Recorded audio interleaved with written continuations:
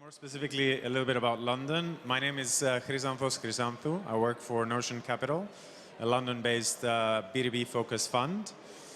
And in typical London fashion, we have a pretty international and diverse panel today.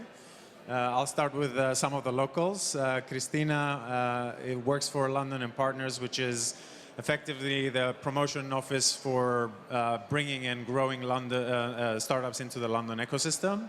Javier is originally from Córdoba, I believe, and he moved to London a few years ago to bring his company over, a company called Social Bro, Twitter optimization for businesses, effectively. And we'll talk a little bit about that journey. I want to call you somewhat Spanish, but not really.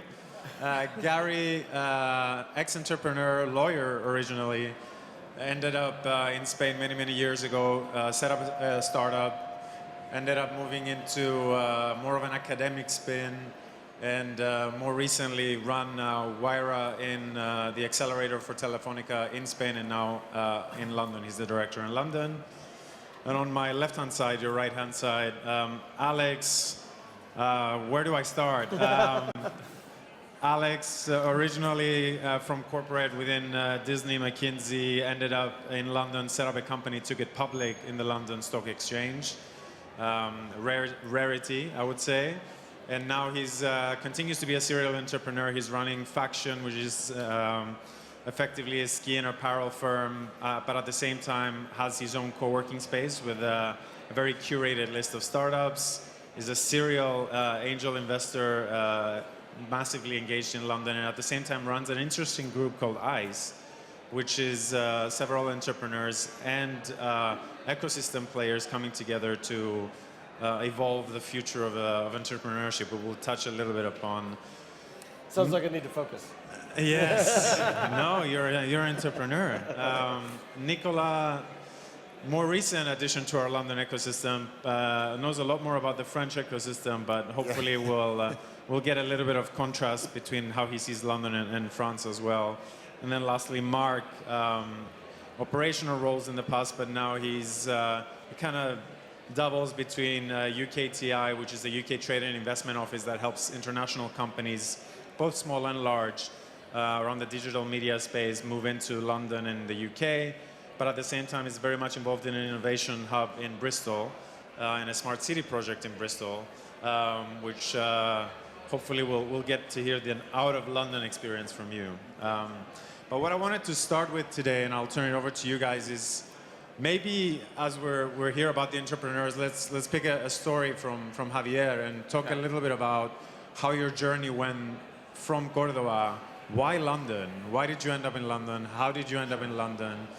And maybe a little pros and cons as you go along that journey so that we could attack some of these guys that represent the ecosystem and see what they're doing wrong.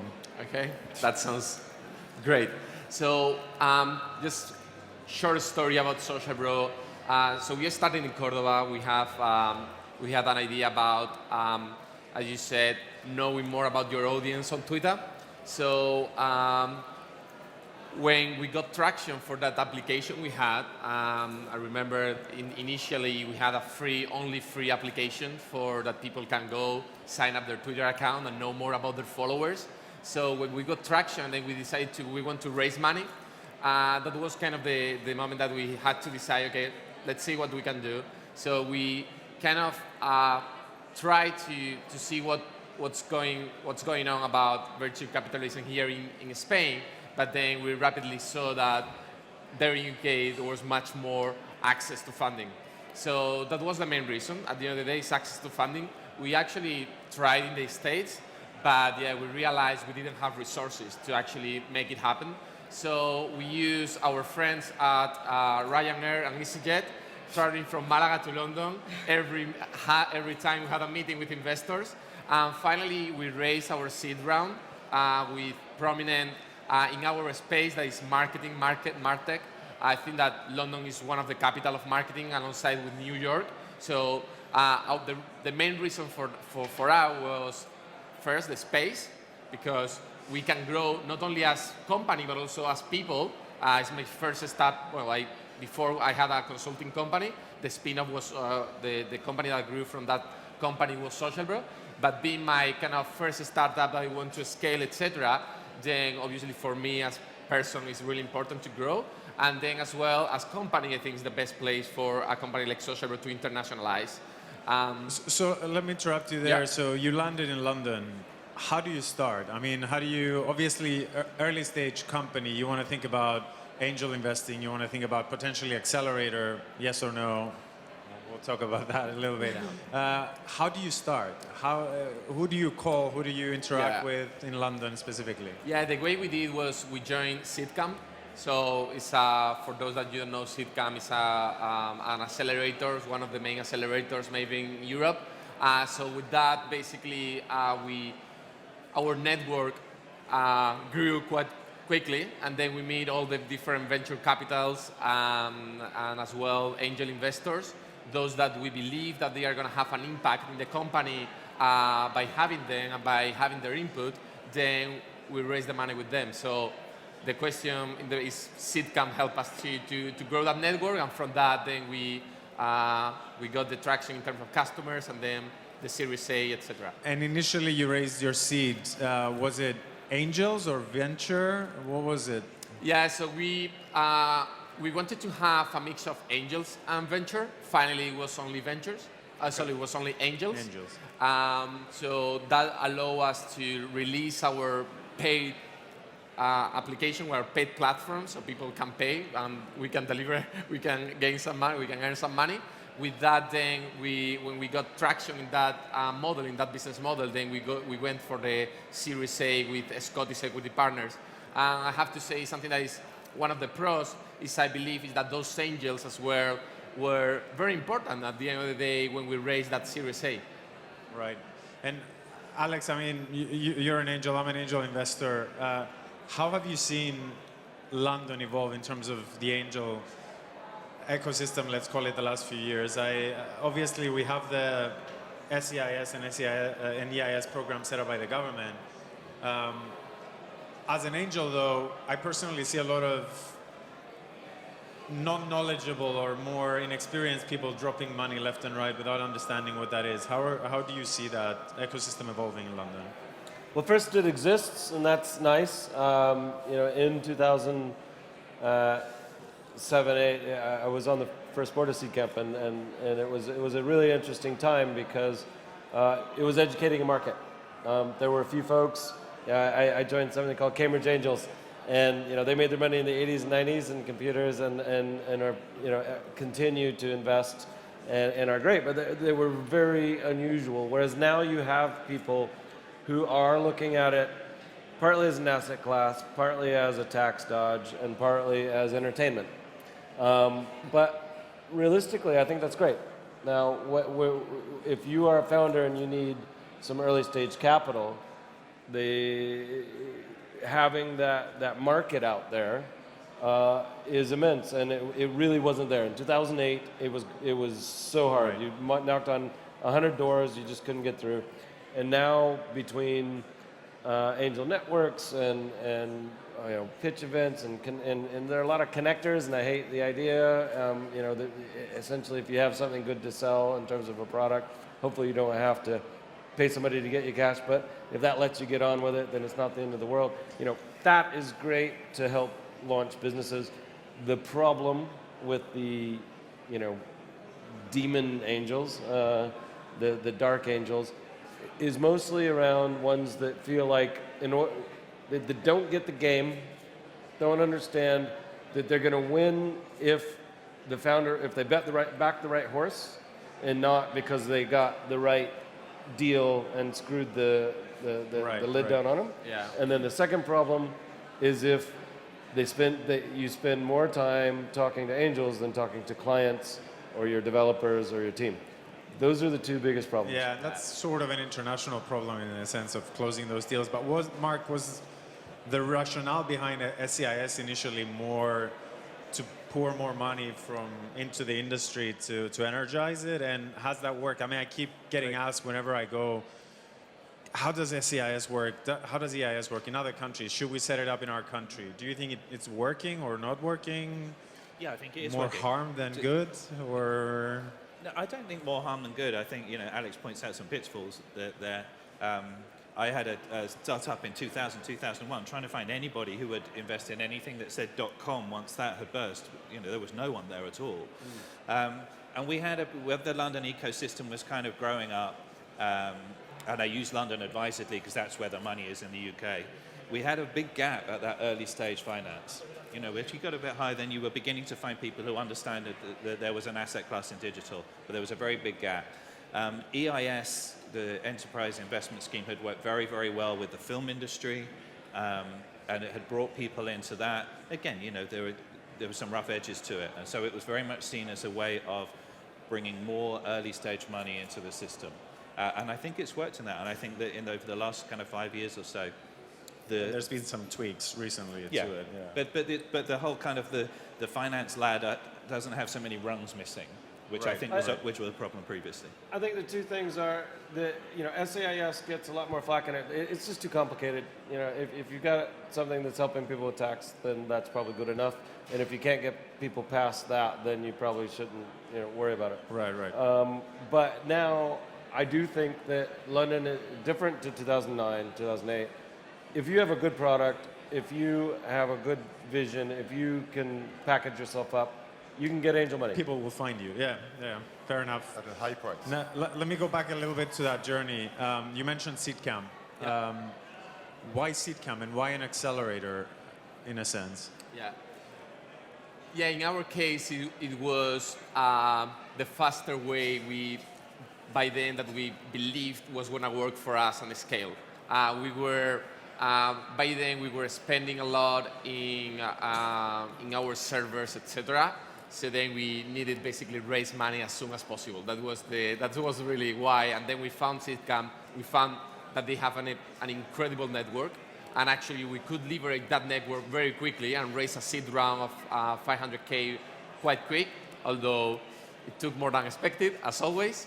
But yeah, I think that was the reasoning behind. Was they were really connected in US and UK. Those are our main markets. And yeah, that's what we chose them. I think that the guys that are running them, they are incredible. So Carlos, Resman, Philip, by then they were amazing. It's a good landing ground. And Gary, I mean, you've seen both angles, an accelerator here and an accelerator now in the UK. Any differences in how the ecosystems are evolving? Any differences in whether there's more help being provided, or whether is it the actual program, or is it what's going on around it that's actually embracing and helping startups in a sense? I think both. I think that the difference is probably that in Spain, when we started in 2011, there was no one else doing anything. You had a huge crisis. You also had the government basically throwing a lot of money away. And then they said, why don't we partner with companies like Telefonica to see how we can actually do something interesting for the ecosystem? So it probably was a bit earlier stage in Spain than it is in the UK, but the need was definitely there in Spain, and I think that we did a lot of good in terms of allowing people to think that entrepreneurship was something that should be valued, and that companies like Telefonica supported entrepreneurship. And then kind of also the connector role as well. Probably at the very beginning, when I was an entrepreneur in Spain, people were in kind of very disparate pockets, fights between Barcelona, Madrid, which I guess still go on, all of these different areas. Telefonica, because it's such a huge company, had the power to bring everyone together to kind of do an ecosystem building role, which I think was really needed. Get the government involved. Things like this didn't exist about 5 years ago, and I think it is in part to this idea about building an ecosystem. I think in the UK it's a little different. The startups that come there, they're a bit more developed, I would say, because the ecosystem is more developed. What they're looking for is the access to scale globally via Telefonica. So those are kind of the two differences. I think startups here are probably a little bit earlier stage, and the ecosystem is earlier stage. In London, people really just want to scale. Right. And I mean, there's a lot of critics around accelerators, especially in Europe, because obviously it's still a young scheme and it hasn't produced some of the exits that people would expect. But what do you think around London? We keep hearing crazy numbers about how many accelerators are out there. we've seen some changes around the verticalization aspect of them, going deep into fintech or whatever other sector. How do you think that system is evolving as a program itself, and is it helpful, and is London overcrowded or not? I think it's the same answer that was given about investors. When you're an entrepreneur, it's really, really lonely, and anyone that's trying to help is probably valuable to you. Whether you're going to a new market or you're starting up a business, it's like you don't know most of the answers to the questions that you'll be asked to answer. So if someone is going to be able to help you with those answers, it's valuable. I don't think you can ever have too much help. I think that what you need to do is make sure that there's some sort of filtration so that they're not abusive accelerators that are offering services that they're not actually delivering. Right. So not crowded then? No, not, I mean, it's like, I always say, are there too many doctors, too many lawyers, too many investment bankers? Well, only if you're not the best. So the point is to make sure that... Pick right. Yeah, pick right. I think London is the place you really learn that you have to say no. You have to say no to angels, agreeing with your point about dark angels, how you call it. And you have to say no to a lot of people. My inbox, I think that has been accelerated since I arrived in London, like 3 times, 4 times. It's crazy how many, you are bombarded by people, basically. Yeah, and that's a bigger question around the excitement around startups overall, but I think that's not a London or a UK phenomenon. It's a global issue. Yeah. I think it's good in any case. It helps energize. But so you land in London. You got in an accelerator. How do you set up? Where do you, obviously SeedCamp gives you some office space in a sense, but did you guys end up using London and Partners at all, or any of the other schemes that the government has? And luckily, we didn't use it. I think the reason why was because of the help of the network of SeedCamp. I think that was so first we could go to their offices. So I moved myself, and we left all the engineer team here in Córdoba. So I moved only myself. I could stay 6 months in the Google campus, what I think is amazing place. I mean, I was really amazed about that place when I arrived there. Yeah. And after that, everything about legal as well, we got the help from Ulrich, Chris Grew, I think is quite well known in the space. And it was quite easy at the end of the day with that network. I didn't find it difficult. You're a lucky man, from what it seems. You had a good experience overall. Yeah, no, definitely, yeah. That's very good. Christina, tell us a little bit in terms of, I've interacted with a lot of your colleagues over the years in introducing companies into London from everywhere. Are you guys seeing more demand, less demand? How's that evolving in London? I mean, again, we hear horror stories about startups being ready to move out of London because prices are going crazy, immigration issues, lack of talent, like you hear it all, but it's still vibrant. Are you guys seeing any issues, any problems with supply and demand? Or? Well, what I'm seeing is that there are more and more companies coming. So it depends on the time of the year as well. So obviously in summer you won't see that many Spanish companies thinking of moving to London, but for example, this is a very busy period. Then you got from January onwards, it's very busy as well. So I think that they are seeing the opportunities there.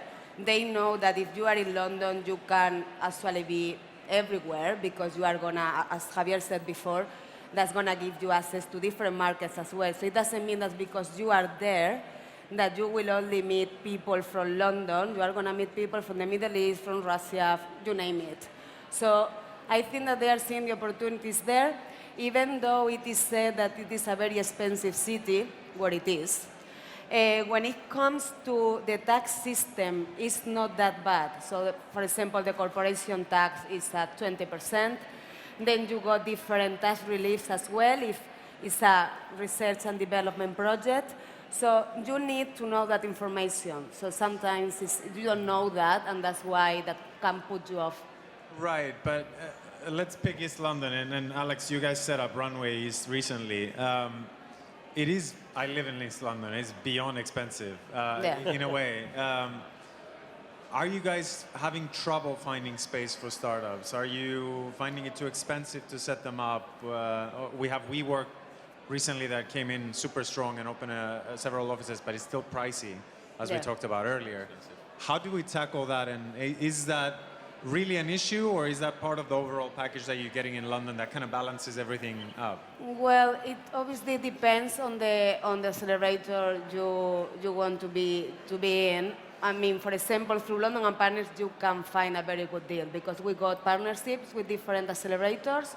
So we offer a soft landing program where you can actually use a desk for 1 year for less than £200 a month, which is not that bad considering the prices in London. So, you know, that information, if you don't know it or you don't know the institutions you can use, then you will go to the first one you know, like, and then they might charge you 500, 600 pounds a month. But sorry, Chris, I was going to say, to be a little controversial, London is really expensive. I mean, we are seeing that some startups are actually choosing not to come because even if they can get the free space, with us they don't have to pay. Living in the city, traveling to the city, rent is really expensive. So I do think it's something that needs to be tackled. Yeah, absolutely. That's true. So I work a lot with startups around Europe who are looking at the UK. They always look at London, and we can do a price comparison between Berlin and London. And you know, it's very cheap to get space in Berlin, but then we look at where their clients are.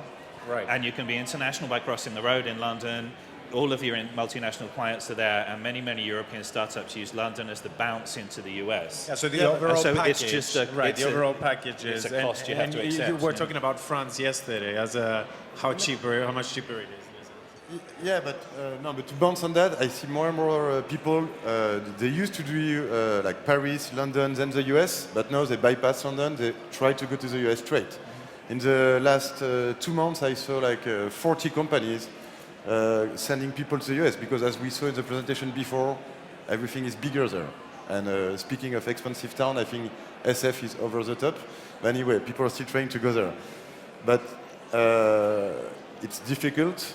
And in Europe, London is where you have the more money. It's obvious. So French entrepreneurs, they're starting to raise more and more money to London, coming more often to London. So do But you it's need much to be cheaper. in London though, or can you go straight to the US? If your model is, I mean, companies like Spotify or Supercell don't necessarily need to be in the US. They're an app that can be anywhere. But if you're selling to enterprises or if you're selling to media where you might tackle London, do you or do you just go to New York?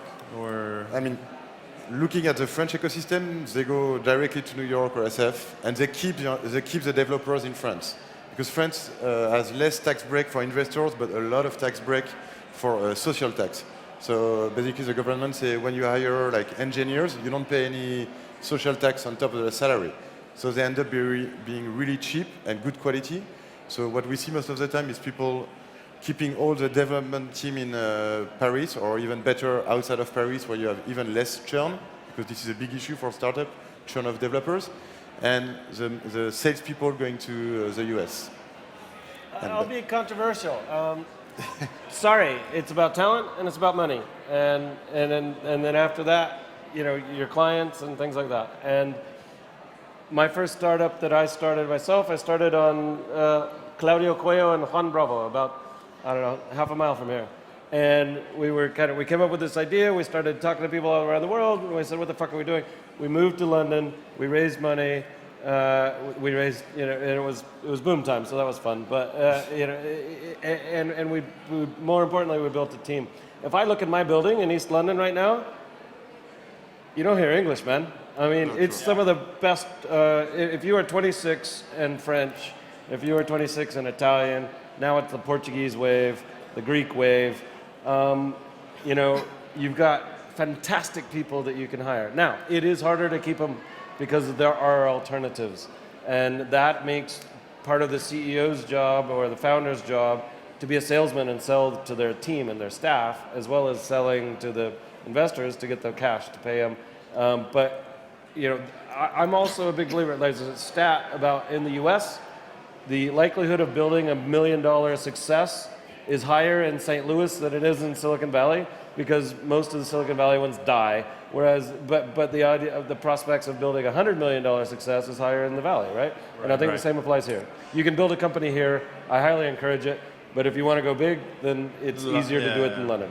But I mean, you mentioned talent, and there is a massive influx of all the continental Europeans. But I keep hearing that there's a talent shortage as well. Yes. are you finding it difficult to hire? Are you? Yeah, definitely, especially in commercial, meaning really talented people or selling or putting together the commercial models that makes you scale. And I think London is great for that, to be honest. I think there are really talented, high executives that can help you to scale your company further. I think that's, especially obviously depends on companies, but when you are selling to UK or US, obviously being there is a necessity. I think the presence is mandatory there. I would try sometimes. There are, for example, companies like Google and Facebook that have big operations in Barcelona, serving worldwide, and operation, not only operation in terms of support, but as well growing in sales. And I think that the people are going to make big deals, etc., they have to be there in London, etc. And yeah, definitely finding difficult hiring good, talented people in commercial marketing and sales, yeah. But I was going to say, I think there's an interesting point because two of the more recent examples in Spain of big rounds are actually entrepreneurs who went directly to the US as well. So Carto Debe, for example, I think they got funded by Excel. They basically made the decision, well, we're talented, let's go to America directly. I think London, if you're Spanish, is a good intermediate point.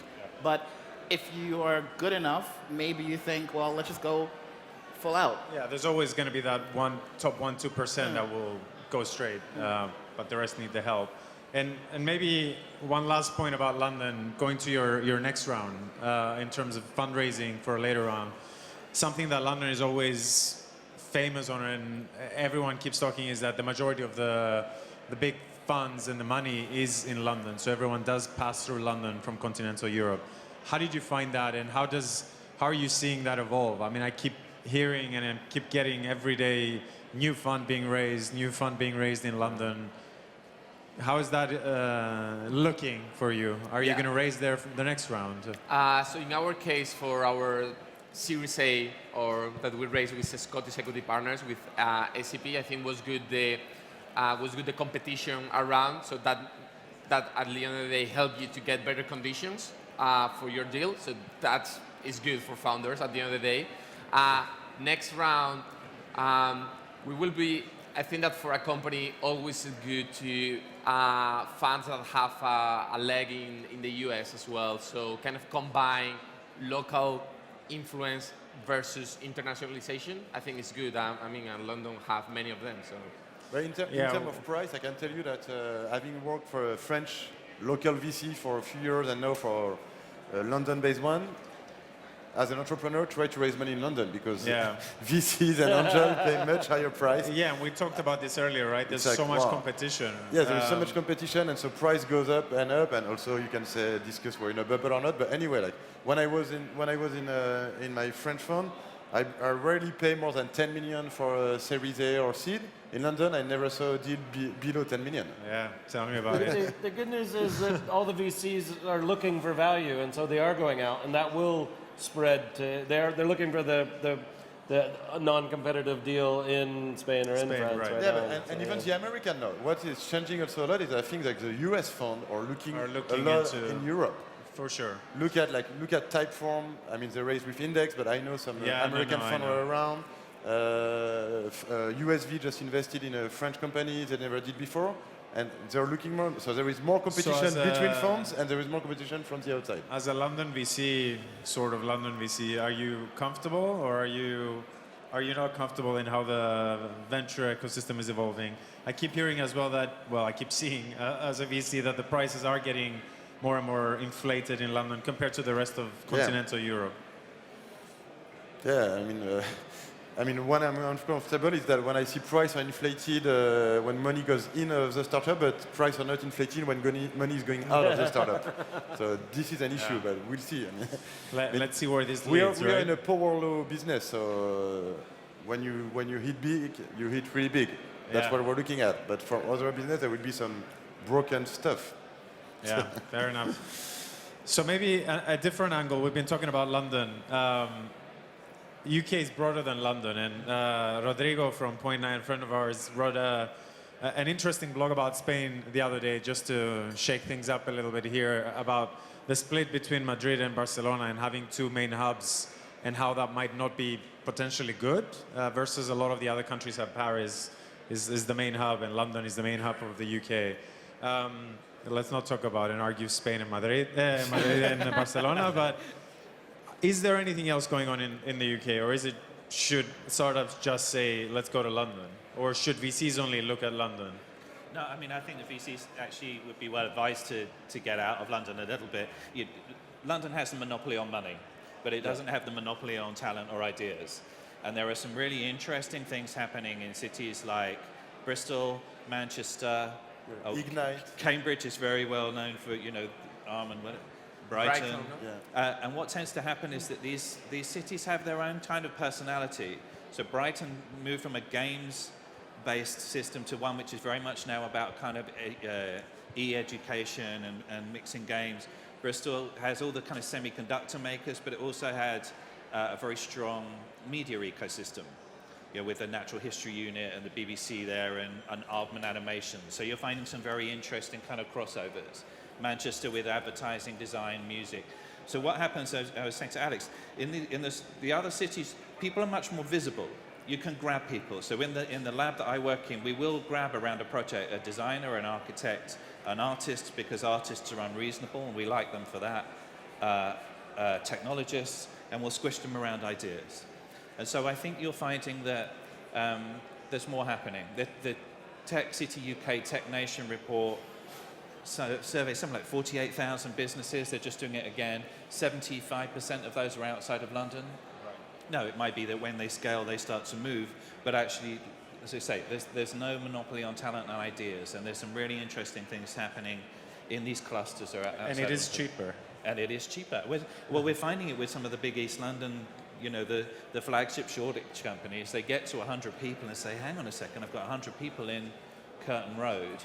Why don't I keep my sales staff here and move my developers to Bristol or to Manchester? But my challenge to that is if I have my 100 developers somewhere else, I'd probably rather have them somewhere with a nicer climate. No, yeah. I heard that Rocket Internet has 400 people in Porto. Yeah. Like Portugal is attracting a lot of remote developers. Yeah. Exactly. You cut it how it fits. Yeah, you wouldn't ship them to the UK for weather or anything to that extent, though. So the last few minutes, I wanted to open it up to any questions that you guys might have, whether it's specific to London, moving there, whether it's to any of these guys along their journey and what they've experienced. So I'll walk around.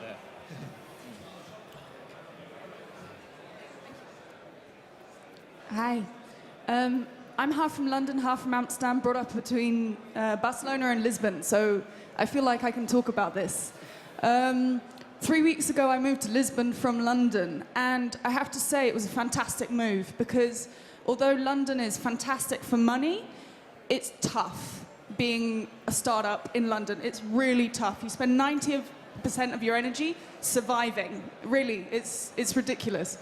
I brought my mum to Google Campus. She's Eastern European Londoner. And she said, oh, it's like a sweatshop where you put all the techies in the basement and then you get this inflation on top, which are these... And yes, it is. It is. It's exactly that. Salaries are better. And what I'm seeing in Lisbon is I've got a fantastic team. They're technical, they're professors in the top university. And they're really, fantastic, have a great network of students. And I'm really happy there.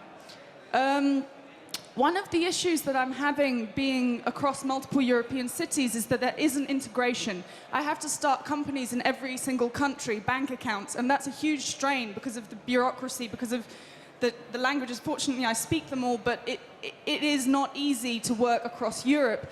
Have you seen anything that works towards an integrated Europe so that we can compete with America? And another thing that I would disagree with is that the top 2% goes to America. I don't want to go to America. I'm European and I want to grow Europe.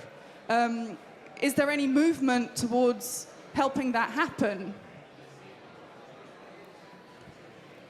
Mark, let me start with you. Is there a movement to start making it happen. I'm not aware of one because the countries are constantly in competition with each other. So last week I was in Dublin and I had the great joy of having the UK ambassador on one side and the head of PwC on the other side, trying to make him stop talking about tax avoidance. I think he'd used the word transfer pricing, but we knew what we were talking about. You know, and so I think we're in this kind of space. I think, yeah, Alex, you're going to Lisbon tomorrow. I've done lots of work with Better E in Lisbon.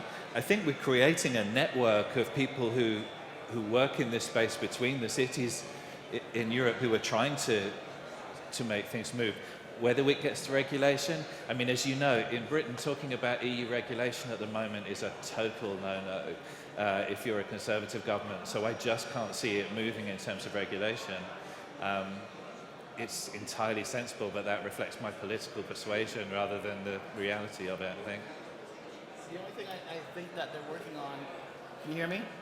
Now? Yeah. The only thing I think that they're working on is something called a digital single market. So it's a proposal in the EU to kind of figure out how to create one single market that would then be able to compete with the US so that you do have these economies of scale that the US benefits from. But digital single market, so that's kind of like one of the EU's priorities right now, but it's not always clear when that's going to happen and what the regulation will actually look like. But they are actually inviting entrepreneurs to send in their complaints so that they know exactly what they should be trying to fix. That's a very controversial piece sorry, it's a really controversial piece of policy, though. So, whilst its heart is in the right place, it's got lots and lots of people briefing against it. To me, working in Europe is a hassle. You know, we sell into 23 countries. There's more overhead. Different language. Yeah, different language, different culture, etc. But if you, as an entrepreneur, are waiting for the government to solve that problem, your company's going to die first.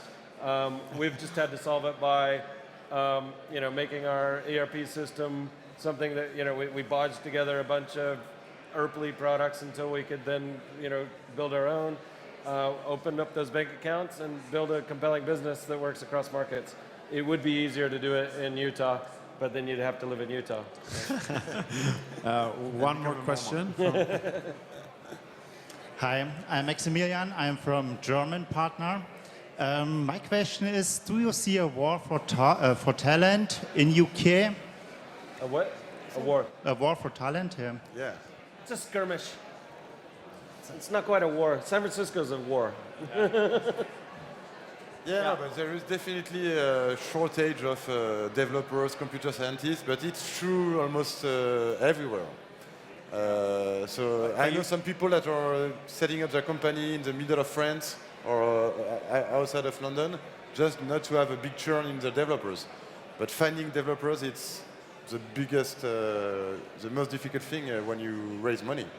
Right, but you don't see what you see in San Francisco, that they fight on pricing and steal from each other in that sense. But there is certain shortage, product managers, developers, and things like that, yeah. Any other questions?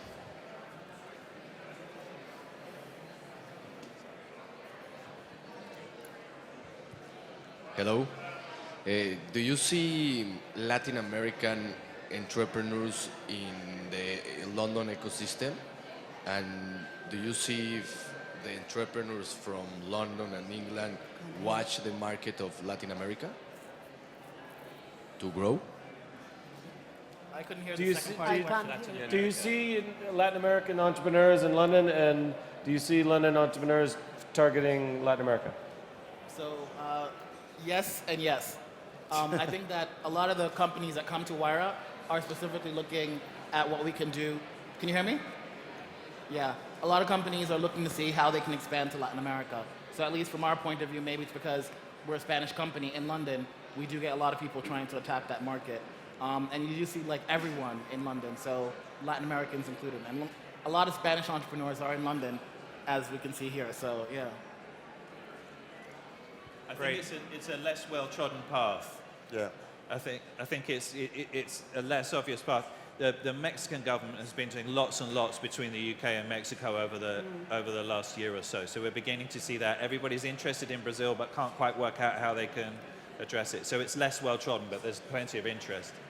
Yeah, and there's some funds that, like Atomico, for example, that has some presence and provides help with expanding to Latin America, but not very common. It takes longer for them to set up, though, because they have to face visa issues as well. So normally the process for a Latin American company to set up in London is going to be around a year. Less than that is not easy for them. Great. I think we're done. Thanks everyone for the comments, and Thank you. everyone moved to London. That's the conclusion.